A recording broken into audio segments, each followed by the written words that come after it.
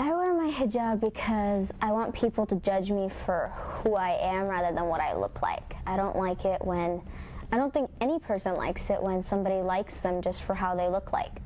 They should like them for our personality, and that's what we strive for as human beings. So this is like something extra there so that we're able to get to it sooner, so that people like us for our personality rather than, you know, how good I look. Well, number one reason of why I wear hijab is to only be submitting to God and to follow God's laws and rules. And, you know, of course, in the Quran, it talks about how a woman should dress modestly and to obey those rules and the foundations of that God has allowed for us and has established for us to live on our day-to-day society. I wear my hijab because I think it's a form of respect, and people look at you as a person, not as a woman. Generally, a common misconception about my hijab is that I'm oppressed and that I have to ask a man permission anytime I want to do something, and we usually crack jokes about that because we all know that it's not true. No, my father never forced it on me. It was a choice, and I really like it. That's why God says that women should wear scarves, is that back before the actual, you know, Islam came and whatnot, women who wore scarves were royalty. And they were the ones that didn't have to, like, clean and, you know, vacuum, do whatever. That was a symbol of royalty. And therefore, after Islam, what we wear every day is a symbol of royalty. I don't have to do anything if I don't want to. Ideas of when people come up to you and they say, you know, why do you wear it? Are you bald? Do you go to sleep with it? Do you take a shower with it? The first question I always get asked is, are you hot? That's probably the funniest thing. I got asked by an Elvis in Vegas if I was hot. No.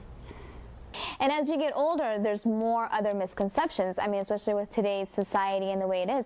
People constantly come up to me and they say, does your husband make you wear it? Does your dad make you wear it? Do the men in the family make you wear it? And of course, in a way, it's always talking about oppression and, you know, that allowing for... you know, they think that the men force women to wear that kind of hijab, but in reality, it's not at all that way. And unfortunately, you know, our society isn't educated enough, and we have to educate them and to allow for them to, you know, by our actions and by our faith and by our belief, to, you know, erase all these misconceptions. One of the biggest misconceptions I think people have about the hijab is they always refer to it as something traditional rather than something religious. So they'll be like, stereotype, you're from the Middle East, you wear hijab, and I would explain to them that no, it's about Islam, it's not about where I'm from. The hijab doesn't hold me back from anything. It allows me to do even more things. I can do things without wondering what people care or wondering what people think about me, and it just opens up so many more opportunities rather than holding them back. That's a rather normal misconception that people get, that the hijab holds you back rather than enhances your capabilities. I don't think the hijab has ever held me back from doing what I want.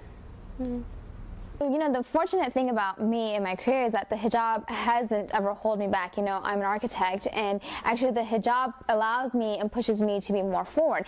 The number one thing that I get from clients, for example, is that men clients love the fact that I wear the hijab because they can focus on work rather than the fact that a woman is in front of them. You know, I'm not a distraction for them. Instead, they're more engaged in business, they're more engaged into how educated I am, they're more engaged into my soul and making sure that, you know, work and progress gets done rather than, you know, a distraction, I almost want to say. So it's always been, I've always had the upper hand because I've worn a hijab.